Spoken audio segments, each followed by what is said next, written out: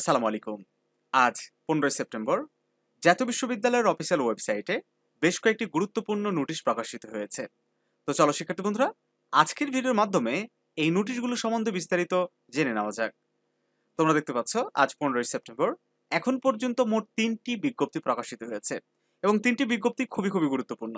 প্রথমে যে নোটিশটি প্রকাশিত হয়েছিল পবিত্র ঈদ এ মিলাদুন নবী সাল্লাল্লাহু আলাইহি সাল্লাম উপলক্ষে আগামী 16 সেপ্টেম্বর 2024 তারিখ সোমবার বিশ্ববিদ্যালয়ের সকল অফিস বন্ধ সংক্রান্ত অফিস আদেশ, অর্থাৎ আগামীকাল জাতীয় বিশ্ববিদ্যালয়ের সকল ধরনের কার্যক্রম বন্ধ থাকবে ঈদে মিলাদুন নবী উপলক্ষে। তারপরে নোটিশ প্রকাশিত হয়েছে 2023 সালের অনার্স প্রথম বর্ষ পরীক্ষার সংশোধিত সময়সূচি, যেটা আসলে আগের মতোই বারবার রুটিন পরিবর্তন করার যে জাতীয় বিশ্ববিদ্যালয়ের একটা প্রথা রয়েছে সেটার পুনরাবৃত্তি ঘটেছে।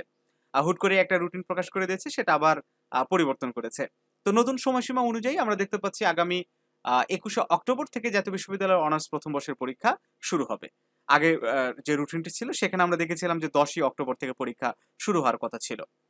তারপরে যে নোটিশটি প্রকাশিত হয়েছে এবং আজকের এখন পর্যন্ত সর্বশেষ নোটিশ যে 2024-25 শিক্ষাবর্ষে নন থিসিস বা thesis based master of advance studies MAS ও অ্যাডভান্সড MBA প্রোগ্রামে ভর্তি বিজ্ঞপ্তি। এই ভর্তি বিজ্ঞপ্তিটা প্রকাশ হয়েছে, যেখানে আমরা দেখতে পাচ্ছি বেশ কয়েকটি এখানে যোগ্যতা কি, কোন বিষয়ে ভর্তি হওয়া যাবে, কত টাকা লাগবে কিংবা কত পয়েন্ট থাকতে হবে সবকিছু এখানে বিস্তারিত দেওয়া আছে।